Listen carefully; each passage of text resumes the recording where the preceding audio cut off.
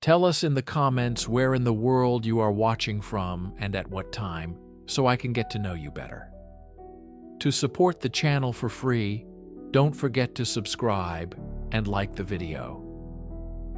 Beyond the Pillars of Hercules, in a single day and night of misfortune, an island empire vanished beneath the waves. It was a civilization of unparalleled wealth, advanced technology, and divine ancestry. A name that has echoed through millennia, whispered by scholars, dreamers, and explorers alike: Atlantis. Was it a cautionary tale spun by the philosopher Plato, a mere allegory for the perfect state? Or was it a real place, a historical kingdom swallowed by the sea, leaving behind only a legend and an enduring mystery? Join us as we dive deep into the abyss of history, separating myth from fact, to uncover the truth behind the world's most famous lost city.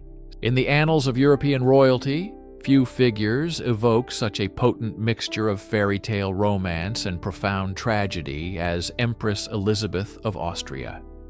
But before the gilded cage of the Hofburg Palace, before the crowns and the crushing weight of an empire, there was simply Sisi. Her story begins not in a grand imperial capital, but in a personal, idyllic republic of freedom nestled in the Bavarian countryside. Born on Christmas Eve 1837, Duchess Elizabeth Amalie Eugenie in Bavaria entered a world far removed from the rigid formalities that would later define her existence. Her home, Possenhofen Castle, was less a palace and more a sprawling, informal country estate on the shores of Lake Starnberg. This was her ideal state, her Plato's republic, governed not by protocol, but by the rhythms of nature and the pursuit of personal passions. Her father, Duke Max in Bavaria, was an eccentric and romantic figure who instilled in his children a love for the arts, for poetry, and for the untamed spirit of the wild. Young Sisi spent her days not in lessons of statecraft, but riding her horses through the dense forests, writing melancholic poetry, and climbing the rugged local peaks. She was a creature of emotion and impulse, deeply connected to the natural world that surrounded her. This upbringing forged a character fiercely independent and deeply introspective, one who valued liberty above all else. It was in this pastoral paradise that the legend was born, not the legend of an empress, but of a Rose of Possenhofen, a beautiful, free-spirited girl unaware that her idyllic republic was on a collision course with one of the oldest and most inflexible monarchies in the world. This foundation of freedom would become both her greatest strength and the source of her deepest sorrow, the core of a spirit that would refuse to be broken, even as it was systematically imprisoned. Every legend has its foundational text, a single moment where myth and reality converge to write the first chapter of an inescapable destiny. For Elizabeth, that original text was not written in ink, but in the stolen glances and shocking pronouncements of a summer holiday in 1853. The setting was the imperial resort of Bad Ischl, a place of serene beauty that would become the stage for a life-altering drama. The intended narrative was simple. Emperor Franz Joseph, the 23-year-old ruler of the vast Austro-Hungarian Empire, was to be formally betrothed to his cousin, the poised and perfectly suitable 18-year-old Duchess Helene in Bavaria. Elizabeth, then just 15, was brought along merely as a youthful companion, a shy and awkward girl overshadowed by her older sister's regal composure. Dressed in mourning clothes for a recently deceased aunt, Sisi was not meant to be the focus of attention. But fate, or perhaps the emperor's heart, refused to follow the script. From the moment he saw her, Franz Joseph was utterly captivated. He ignored the composed and court-ready Helene, his eyes drawn only to the unpolished, vibrant, and slightly terrified Sisi. The dialogues that followed were a testament to a world overturned. The carefully laid plans of the archduchesses Sophie and Ludovica, the mothers of the prospective bride and groom, crumbled into dust. The emperor was unmovable. At a cotillion, he pointedly offered his bouquet not to Helene, but to Elizabeth, a public declaration that sealed one sister's humiliation and the other's fate. This moment in Bad Ischl is the Critias and Timaeus of Sisi's story, the primary source from which all subsequent tales of her beauty, her sorrow, and her rebellion flow. It was the original text of her tragedy, a whirlwind romance for the emperor that served as the prologue to a lifetime of gilded captivity for the empress. To understand the seismic clash that defined Elizabeth's life, one must first understand the two great houses from which she and her husband sprang. Franz Joseph was a Habsburg, the product of a dynasty defined by duty, piety, and centuries of rigid, unyielding tradition. They were the architects of a landlocked empire, masters of control and ceremony. Elizabeth, however, hailed from a different world entirely. She was a Wittelsbach, a dynasty that represented her true domain, a realm as wild, unpredictable, and poetic as the sea god Poseidon's. Her divine ancestry was one of dreamers, artists, and eccentrics, a lineage that produced fairy tale castles and tragic, mad kings. This was the blood that flowed through her veins, a heritage that prized romanticism, individualism, and a deep, almost spiritual connection to nature. When she married Franz Joseph in April 1854, it was more than a union of two people. It was the collision of two elemental forces. The journey from her beloved Bavaria to the imperial capital of Vienna was a transition from one world to another. As her steamship, Franz Joseph, sailed down the Danube, she was met with thunderous celebrations and adoring crowds. But beneath the pageantry lay a deep sense of foreboding. She was leaving her untamed domain of forests and lakes for the stony heart of the Habsburg Empire. Vienna, and specifically the Hofburg Palace, was the antithesis of everything she had ever known. It was a world governed by the Spanish court ceremonial, a labyrinth of arcane rules dictating every gesture, every word, every moment of her existence.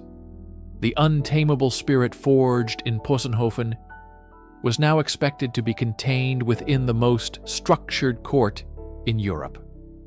The wild daughter of a whimsical duke was now the empress of a stoic, demanding emperor, and her spirit began to brace against the bars of its new, magnificent prison. The mythical city of Atlantis was described as a marvel of engineering, a series of perfect concentric circles of land and water, a flawlessly designed and utterly inescapable system.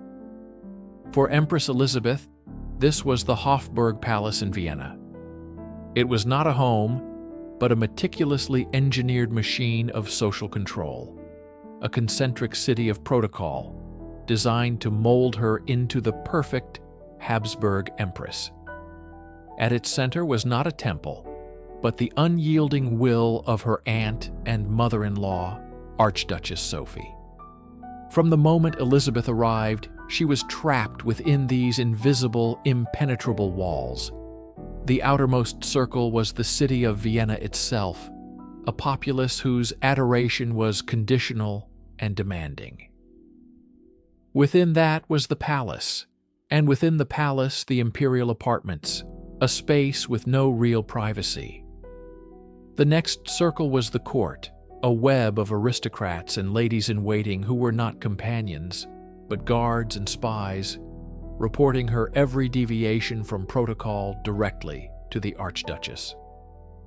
Her own ladies-in-waiting were chosen for her, older women loyal to Sophie, tasked with scrutinizing her dress, her manners, and her words. Even her marriage was a ring within this system, as Franz Joseph, though deeply in love with her, was a creature of duty, often siding with his mother and the demands of the state over the emotional needs of his young wife. The innermost circle was the most suffocating of all, the daily schedule, the Spanish court ceremonial. It dictated when she woke, what she wore, with whom she could speak, and how she must behave. This social engineering was a marvel of tradition, but for a spirit born to run free, it was a slow, methodical process of annihilation. Elizabeth was a living, breathing being trapped in a flawless, golden, and airless construct, a concentric city from which she would spend the rest of her life plotting her escape. In the heart of the Atlantic myth, as chronicled by the philosopher Plato in his dialogue Critias, lies a substance of legendary status, Orichalcum. Described as a metal that has now vanished from the world, its name alone evokes images of impossible splendor and divine craftsmanship. In the age of Atlantis, its value was said to be second only to that of gold itself, a testament to its rarity and significance.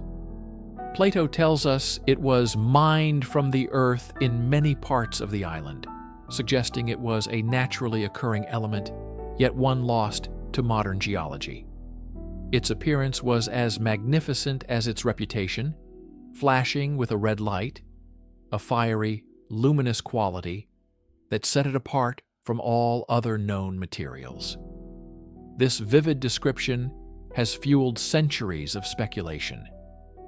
Was it a natural alloy of copper and gold, a form of high-quality brass, or perhaps something entirely beyond our current understanding of metallurgy? The Atlanteans did not merely hoard this precious metal, they integrated it into the very fabric of their capital city. The outer wall of the citadel surrounding the royal palace was said to be coated in it, gleaming under the sun. Most spectacularly, the temple dedicated to Poseidon and Cleito, the progenitors of the Atlantean race, was a monument to Orichalcum's glory. Its interior walls, pillars, and floors were sheathed in the metal, creating a sanctuary that radiated divine energy. The laws of the land, handed down from Poseidon himself, were inscribed on a central pillar of pure orichalcum, making it the literal and metaphorical foundation of their society. This connection to the gods was paramount. Orichalcum was not just a symbol of wealth, but a physical manifestation of Atlantis's divine heritage and its covenant with Poseidon. Its loss is therefore intertwined with the loss of Atlantis itself, a treasure of impossible worth swallowed by the sea, leaving behind only a name that whispers of a world where mortals wielded the fire of the gods. Beyond its material wealth and architectural wonders, the Atlantis described by Plato was, in its early days, a model of societal and political perfection. It was a civilization founded not on avarice but on wisdom and virtue, a true utopia governed by a divine order. The foundation of this society was its legal and political structure, established by the 10 kings who were the first sons of Poseidon. They ruled their respective kingdoms in harmony, bound by laws inscribed on the great Orichalcum pillar in Poseidon's temple.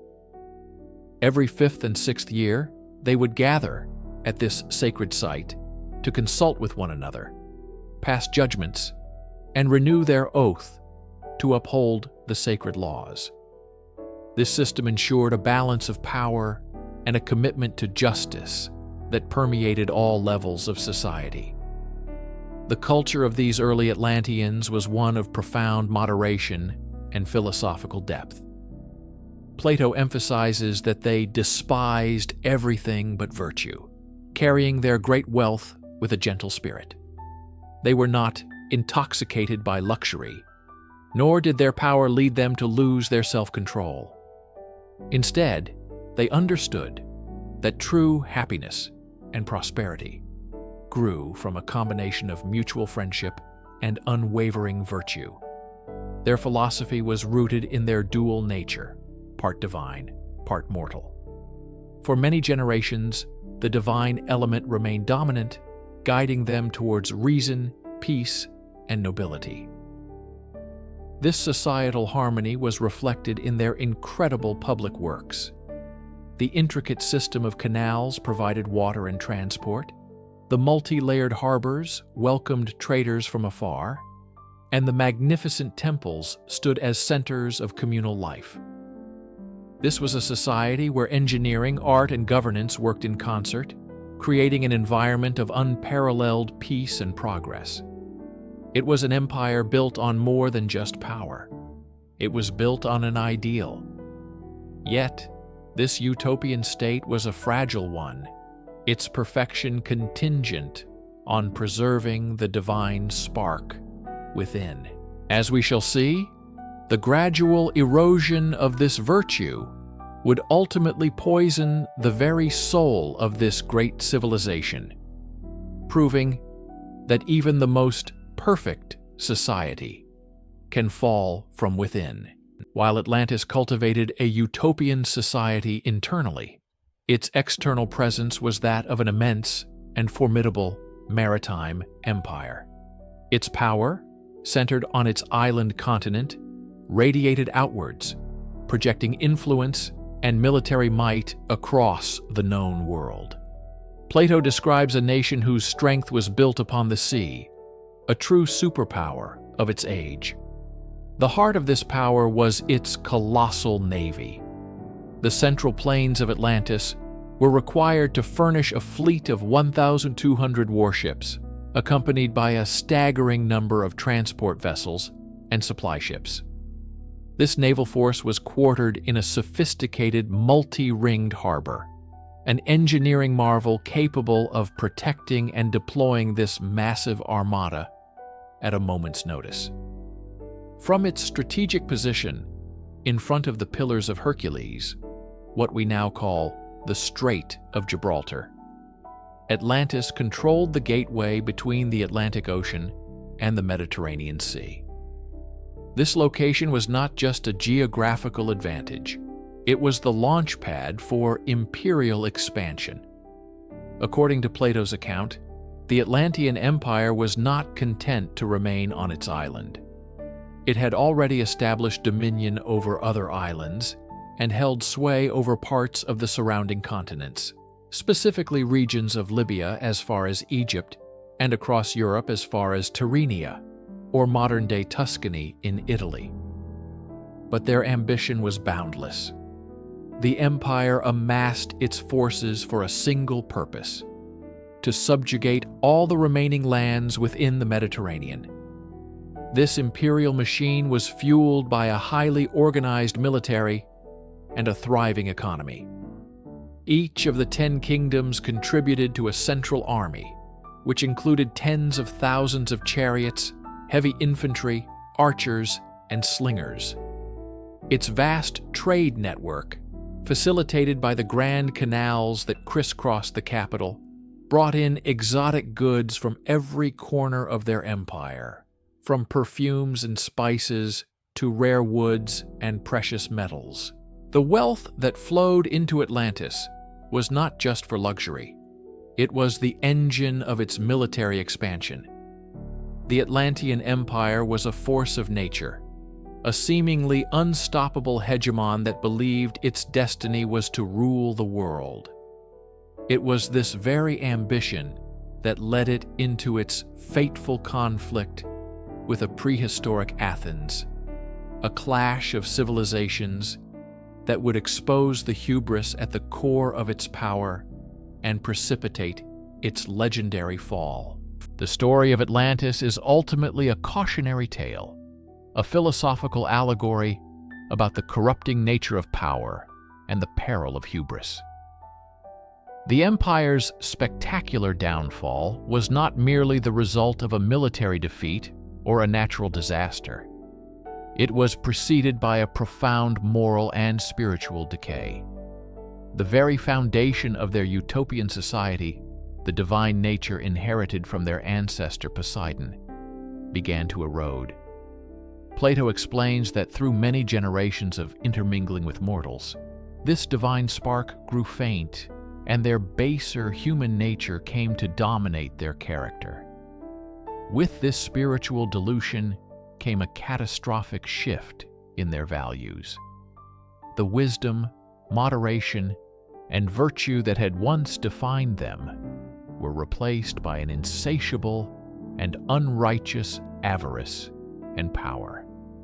They could no longer bear the weight of their immense fortune with grace. Instead of seeing themselves as stewards of a divine legacy, they became consumed by greed, arrogance, and a lust for conquest. To the outside world, the Atlanteans may have appeared more magnificent than ever, clad in the trappings of their vast wealth and power. But Plato is clear that this was a facade.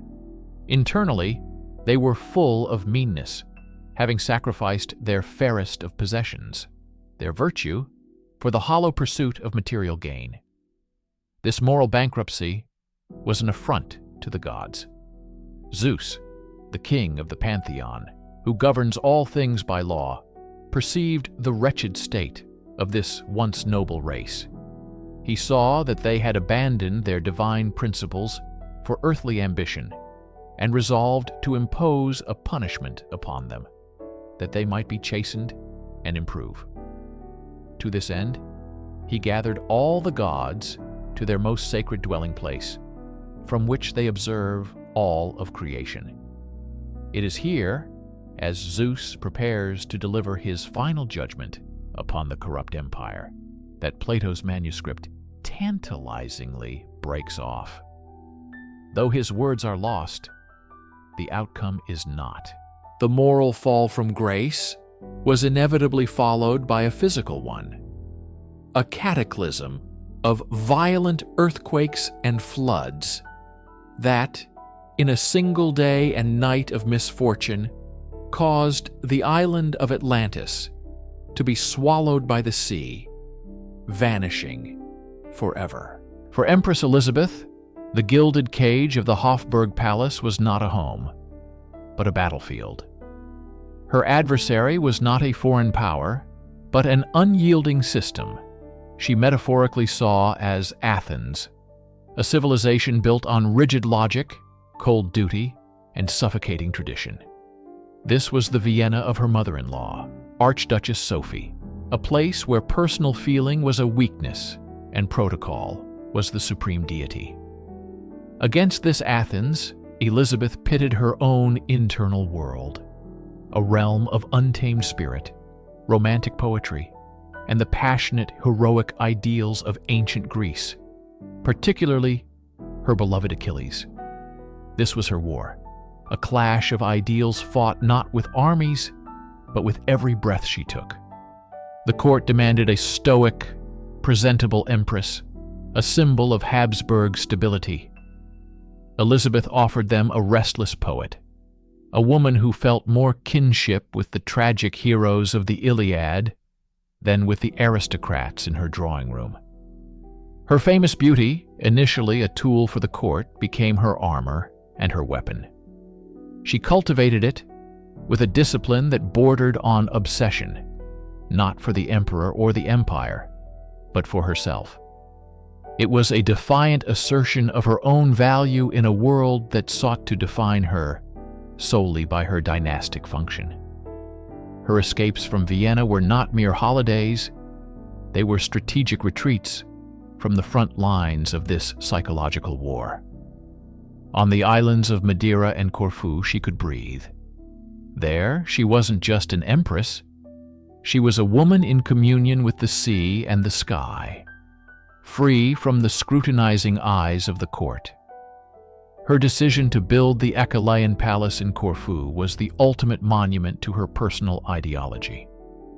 It was a temple dedicated not to the Habsburgs, but to Achilles, the flawed, passionate demigod who chose a short, glorious life over a long, unremarkable one. This was Elizabeth's declaration of allegiance in her lifelong war. She would not surrender to the cold reason of Athens. Every life has a fault line, a moment after which nothing is ever the same. For Empress Elizabeth, that fissure cracked the world open on January 30th, 1889. In the space of a single day and night, a cataclysm occurred from which she would never recover. The news from the Mayerling hunting lodge arrived not as a clear report, but as a confusing, horrifying whisper that grew into a soul-shattering roar. Her son, her only son, the brilliant but unstable Crown Prince Rudolph, was dead. The initial sanitized version fed to the court spoke of a heart ailment, a desperate attempt to shield the dynasty from the scandal. But Elizabeth, in her chilling first meeting with Baron Nopsa, Rudolph's household controller, demanded the unvarnished truth. The reality was a nightmare. Rudolph had not died of natural causes. He had shot his young lover, Baroness Mary Vetsera, before turning the gun on himself in a murder-suicide pact.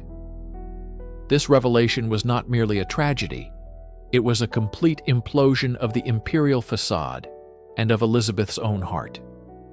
The carefully constructed world of Habsburg continuity, of dynastic hope, was annihilated in an instant. The son she had fought to raise with a liberal education, the heir she hoped would reform the aging empire, had chosen a violent, romantic death over a life of imperial duty. For Elizabeth, this was the ultimate failure, a personal and dynastic apocalypse. In that single day and night, the vibrant, if melancholic empress was submerged. The waters of grief closed over her head, and when she resurfaced, she was someone else entirely. The cataclysm of Mayerling did not just take her son, it took the last vestiges of the woman she had been, leaving behind a ghost condemned to wander the earth, forever searching for what had been lost in that terrible, irreversible moment. In the desolate aftermath of Mayerling, Elizabeth's profound grief curdled into a dark, fatalistic worldview. She began to see the relentless tragedies afflicting her family, not as random misfortunes, but as a kind of divine retribution. The wrath of the gods poured out upon the houses of Habsburg and Wittelsbach. She had long felt an affinity for the cursed dynasties of Greek mythology, and now it seemed her own life was mirroring their doomed narratives. The list of sorrows was long and brutal. Her beloved cousin, the mad King Ludwig II of Bavaria, had drowned under mysterious circumstances. Her sister Sophie had burned to death in a horrific fire at a charity bazaar in Paris.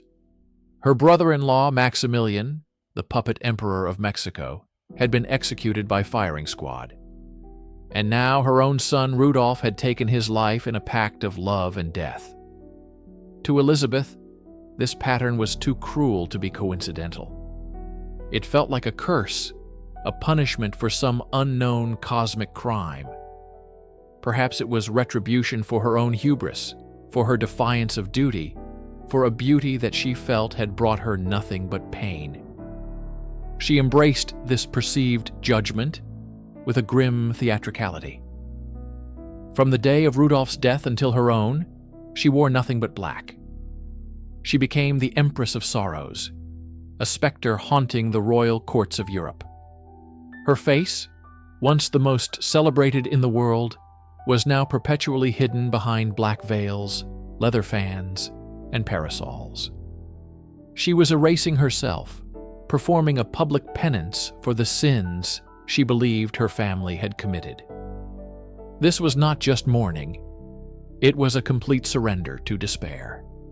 She saw the hand of a vengeful fate in every shadow, and believed her destiny was to suffer. In her poetry, she wrote of her own doom, casting herself as a seagull, forever flying over stormy seas with no land in sight. She was living out her own tragedy, a self-appointed victim of divine wrath.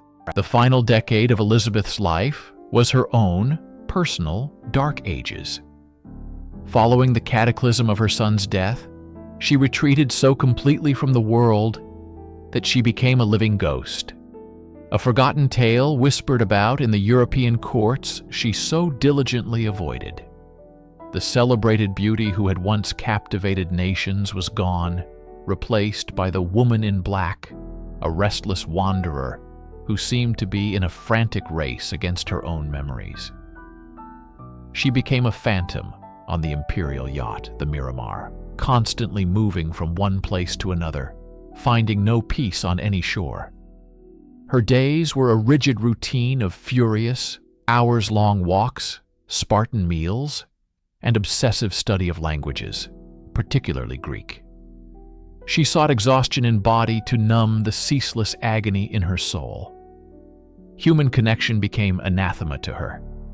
She traveled incognito under pseudonyms like the Countess of Hohenems, her face always obscured by a fan or veil, her dwindling entourage sworn to protect her from the gaze of strangers. She had become a legend, but a remote and invisible one. While the Austro-Hungarian Empire stumbled towards the precipice of a new century, its empress was a non-entity, a sovereign in self-imposed exile. Her only true confidant was her diary, and the volumes of melancholic, often biting poetry she penned in the style of her idol, Heinrich Heine. In these secret verses, she laid bare her contempt for the monarchy, her crushing loneliness, and her longing for death's release. She was consciously curating her own forgotten narrative, existing only in the margins of the world. This period of obscurity, this self-willed descent into darkness, was the final chapter of her lifelong rebellion. By making herself invisible, she achieved a perverse kind of freedom, but at the cost of utter isolation. She had become a forgotten tale, a footnote in the daily life of the empire she was meant to represent, unaware that fate was preparing one final, violent sentence to ensure her story would never be truly forgotten. For nearly 2 millennia, the story of Atlantis slumbered. It was a footnote in philosophy, a cautionary tale woven by Plato, a hypothetical device to explore the concepts of the ideal state versus a hubristic empire. Few, if any, considered it a literal place, a dot on a map waiting to be rediscovered. But the 19th century, an age of explosive discovery, industrial revolution, and a renewed fascination with the esoteric and the ancient, would change everything. The legend was about to be reborn, not as philosophy, but as history, or at least as a compelling alternative to it. This revival wasn't sparked by a single discovery, but by a confluence of intellectual currents. The deciphering of Egyptian hieroglyphs, the unearthing of Troy by Heinrich Schliemann, and the growing understanding of geology and ancient civilizations created an environment where the impossible suddenly seemed plausible. If a city from Homer's epic could be real, why not a continent from Plato's dialogue? The romanticism of the era played a crucial role. It was a time that yearned for lost golden ages, for origins that were grander and more mysterious than conventional history allowed. Atlantis offered the perfect narrative, a highly advanced utopian society, a mother culture from which all subsequent civilizations descended, tragically wiped from the face of the earth. This new interpretation stripped away much of Plato's original moral and political intent, recasting Atlantis as a historical puzzle. It became a global phenomenon, capturing the imagination of writers, mystics, and amateur scholars who saw its echoes everywhere, in the pyramids of Egypt, the stepped temples of Mesoamerica, and the megalithic structures of Europe. The search was no longer for a moral lesson, but for a tangible place, a sunken world of untold technological and spiritual marvels. The allegorical island was being dredged from the depths of philosophy and refashioned into a solid landmass, a lost paradise that promised to rewrite the very story of humanity. If the 19th century revival of Atlantis was a scattered collection of theories and romantic notions, one man would give it a voice, a structure, and a Bible. That man was Ignatius Donnelly, a populist U.S. congressman, a writer, and a relentless amateur scholar from Minnesota. In 1882, he published a book that would single-handedly transform the Atlantis myth from a fringe curiosity into a global obsession. Atlantis, the antediluvian world. Donnelly's approach was revolutionary for its time. He treated Plato's account not as an allegory, but as literal history, a factual report of a real place. From this starting point, he marshaled an astonishing, if highly speculative, array of evidence from geology, archaeology, mythology, and linguistics to support his claims. He presented 13 core propositions, beginning with the assertion that a large island, the remnant of a continent known as Atlantis, once existed in the Atlantic Ocean opposite the Strait of Gibraltar. According to Donnelly, this was the original Eden, the cradle of civilization. He argued that the gods and goddesses of ancient mythologies, from the Greek Olympians to the Norse pantheon, were simply the deified kings and queens of Atlantis. He drew parallels between distant cultures, suggesting that pyramids in Egypt and Mexico were crude imitations of Atlantean architecture. He posited that the Bronze Age in Europe and the Iron Age originated there, and that Atlantis was the mother culture that colonized the Gulf of Mexico, the Mississippi River, the Amazon, and the coasts of Europe and Africa. His most compelling argument was that this magnificent empire was destroyed in a terrible cataclysm, sinking beneath the waves and leaving only a few survivors to carry its legacy across the globe. Donnelly's book was a runaway bestseller, captivating a public hungry for grand, unifying theories of history. He had created the modern blueprint for the legend, a powerful narrative of a lost utopia that continues to influence seekers to this day. With Ignatius Donnelly's work as a roadmap, the hunt for Atlantis moved from the library to the physical world. The 20th century saw an explosion of expeditions, each driven by a unique theory, each hoping to be the one to uncover the greatest archaeological prize in history. The search fractured, leading explorers to every corner of the globe. Some looked to the frigid waters of the North Sea, others to the deserts of Africa or the jungles of South America. But two locations in particular would come to dominate the popular imagination: Bimini and Santorini. The Bimini connection was fueled not by ancient texts, but by modern prophecy. The American mystic Edgar Cayce, the sleeping prophet, claimed in the 1930s that Atlantis would begin to rise again near Bimini in the Bahamas in 68 or 69. This specific prediction electrified his followers. And right on schedule, in 1968, pilots flying over the area spotted a remarkable underwater formation. a half-mile-long structure of large rectangular limestone blocks arranged in a neat J shape. It was dubbed the Bimini Road. To believers, this was it, the remnant of an Atlantean highway or temple. While geologists largely identified it as a natural formation of beach rock, the discovery cemented Bimini's place in Atlantean lore. Meanwhile, a far more scientific search was taking shape in the Mediterranean. Scholars began to reconsider Plato's text, wondering if the Atlantic Ocean he mentioned was not the vast sea beyond Gibraltar, but a term for the seas known to ancient Greeks.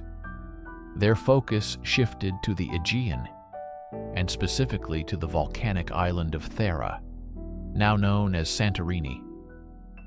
Unlike the speculative hunt in the Atlantic, the search here was grounded in hard geological and archaeological evidence. It was here that a powerful, seafaring civilization, the Minoans, had been mysteriously wiped out by a cataclysmic event. The search for Atlantis was now split between two worlds, the mystical and the methodical, the prophetic and the scientific. While mystics scanned the seafloor off the coast of Florida, a compelling and scientifically grounded theory was emerging from the sun-drenched islands of the Aegean Sea. This was the Minoan Hypothesis, and it proposed that the legend of Atlantis was not a complete fabrication, but a distorted memory of a real-life Bronze Age catastrophe, the eruption of the Thera volcano. Around 1600 BCE, the island of Thera, a thriving center of the sophisticated Minoan civilization, was obliterated by one of the largest volcanic eruptions in human history. The blast was colossal, estimated to be many times more powerful than the eruption of Krakatoa. It triggered a mega tsunami that radiated across the Aegean, devastating the coastal cities of the Minoan Empire on the nearby island of Crete. In a matter of days, the heart of Europe's first great civilization was torn out. The parallels to Plato's account, first seriously proposed by Greek archaeologist Spiridon Marinatos in the 1960s, were striking. Plato described a powerful island nation, advanced in art and engineering, that ruled over an empire of other islands. This perfectly matched the Minoans.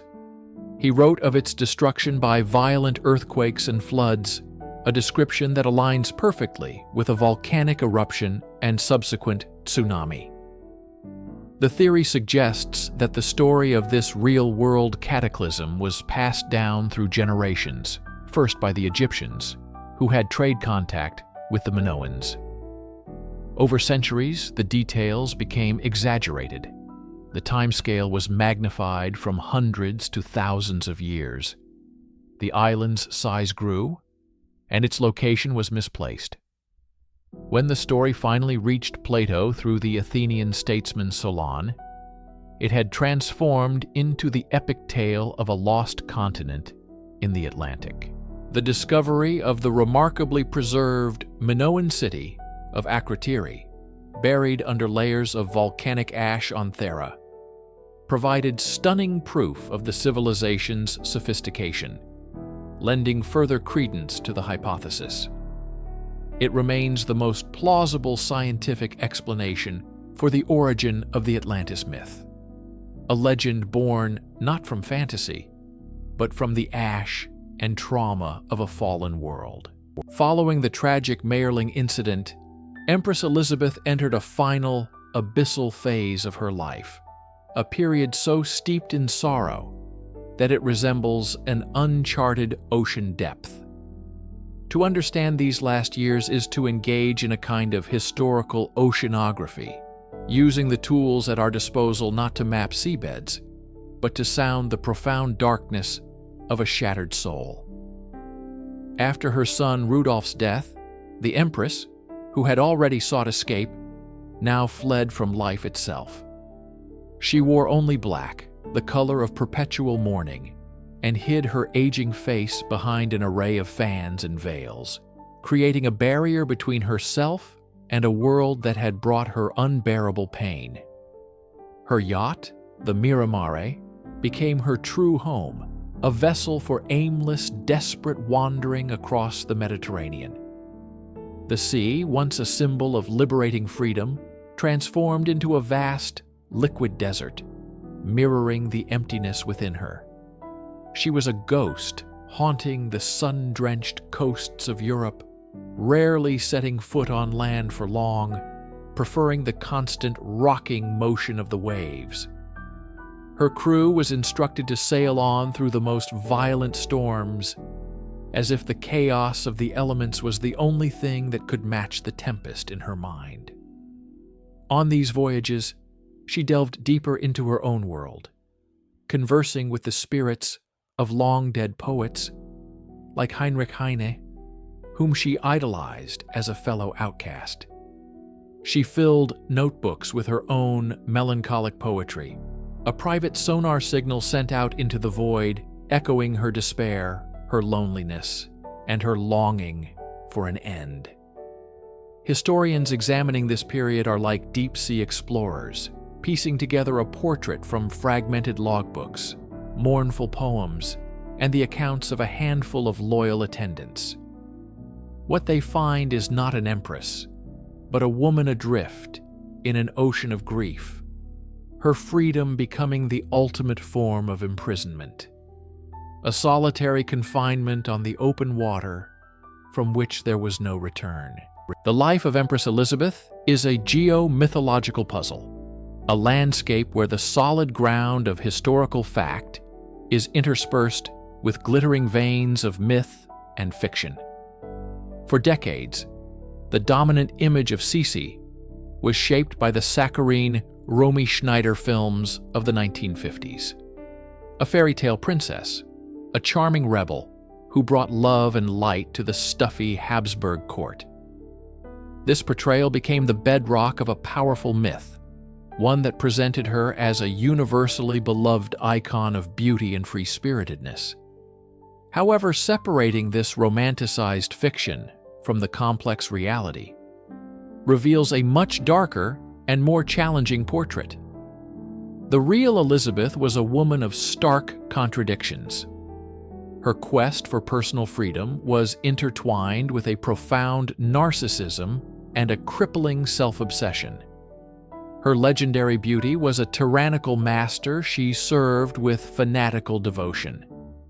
This involved hours of daily hair care for her floor-length chestnut locks, punishing diets of pressed duck juice and raw eggs, and a waist cinched by tight lacing to an almost inhuman 19 inches. This obsession was not a charming eccentricity. It was a symptom of severe body dysmorphia and an eating disorder that tormented her throughout her life. Her rebellion against court etiquette was not always a noble stand for liberty. It was often a manifestation of her deep-seated social anxiety and a cold disdain for the duties she had sworn to uphold.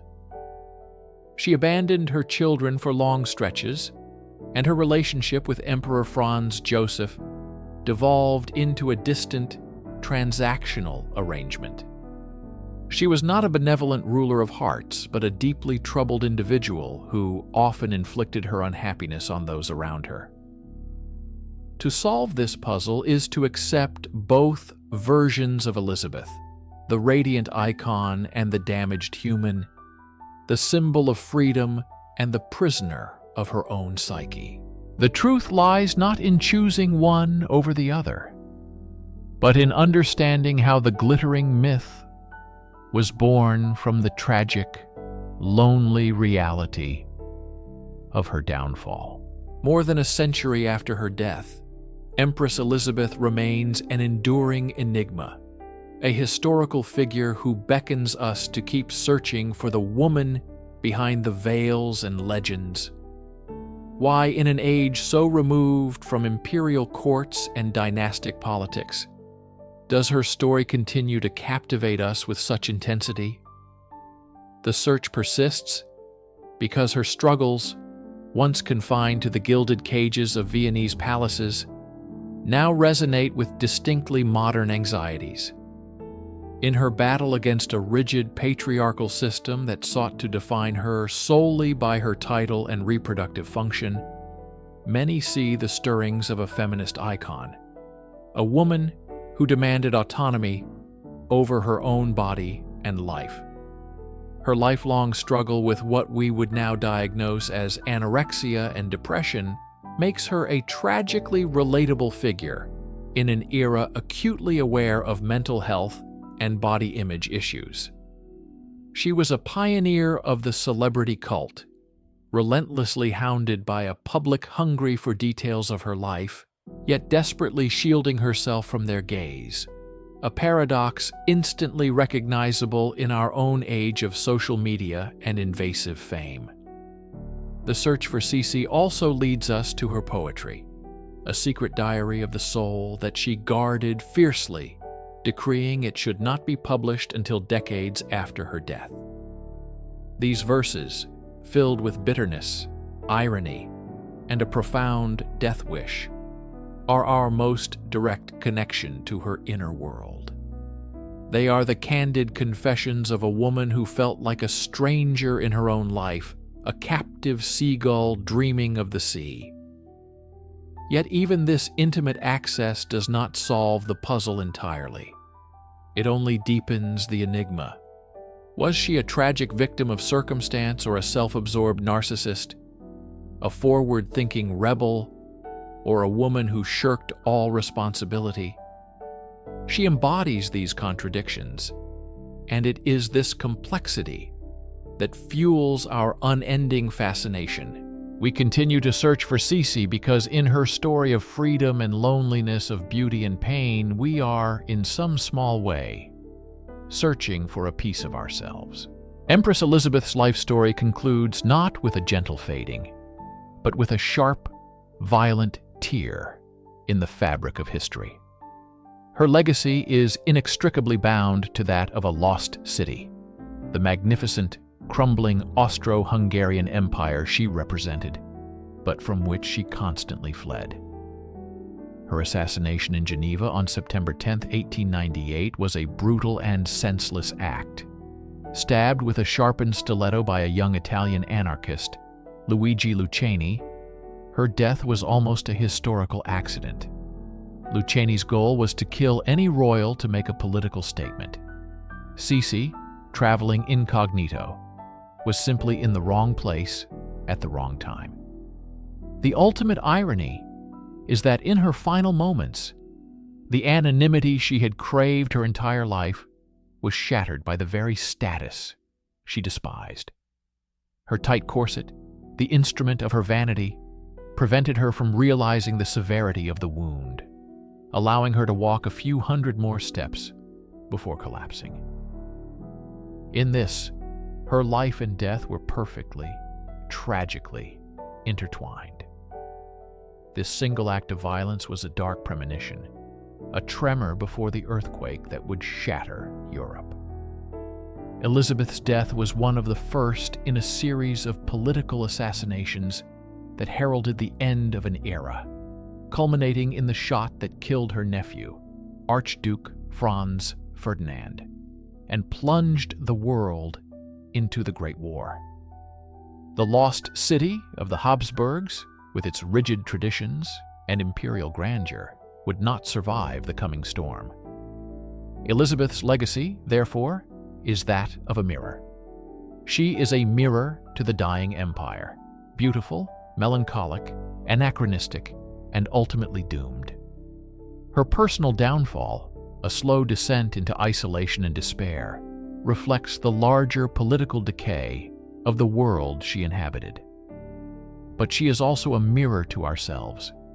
Her story forces us to confront timeless questions about the price of freedom, the nature of identity, the conflict between public duty and private desire, and the destructive pursuit of perfection. The lost world of Empress Elizabeth is gone, but in the enigma of her life, we see the reflection of our own enduring struggles.